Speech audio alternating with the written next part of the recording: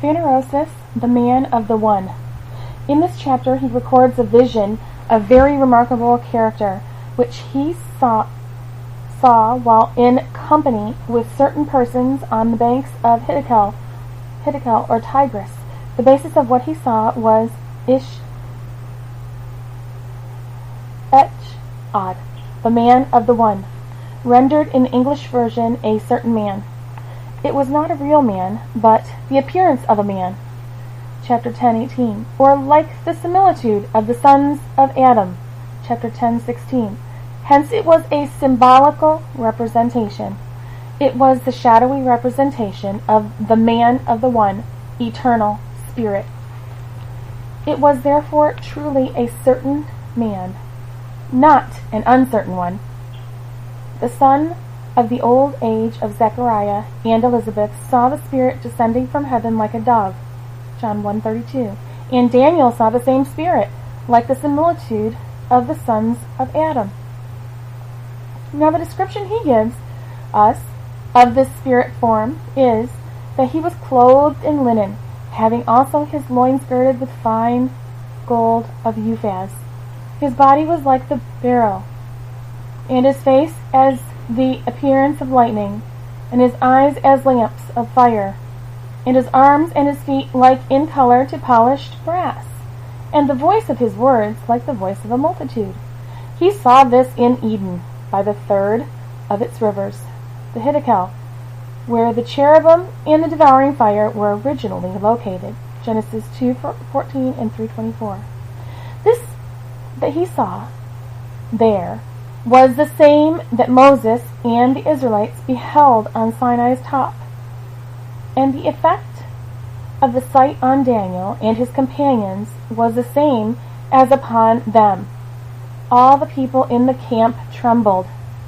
So also, though Daniel only saw the vision, a great quaking fell upon them that were with him, so that they fled to hide themselves.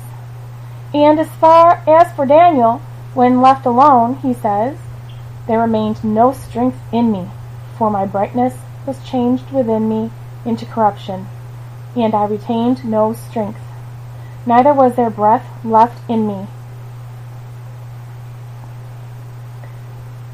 Here then was a symbolic man, blazing in glory and power, and representative of the eternal spirit hereafter to be manifested in a new order of Elohim, aggregately one man, the one man of the one spirit, whom the true believers shall all come unto, a perfect man, into the measure of the full age of the fullness of the Christ, who is the head, from whom the whole body, fitly joined together and compacted by that which every joint air supplieth, according to the effectual working in the measure of every part, maketh increase of the body unto the edifying of itself in love. Ephesians 4, verse 3 and 4, 13, 15, and 16.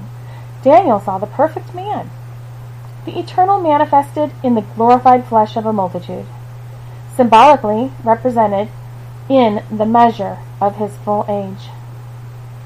The thing that was revealed to the prophet at the Tigris was also seen of John in Patmos.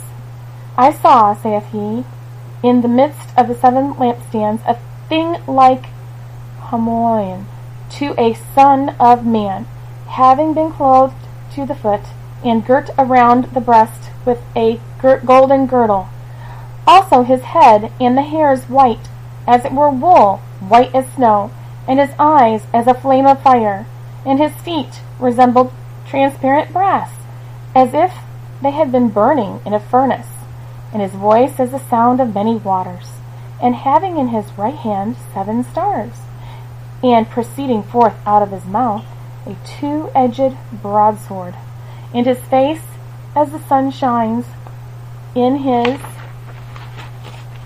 strength. This represents the one body, of which Jesus is the head, prepared to execute the judgment written. It is that one body, in its post-resurrectional development, invested with omnipotence, the apocalyptic spirit form, symbolical of the saints glorified in power. And this concludes that section.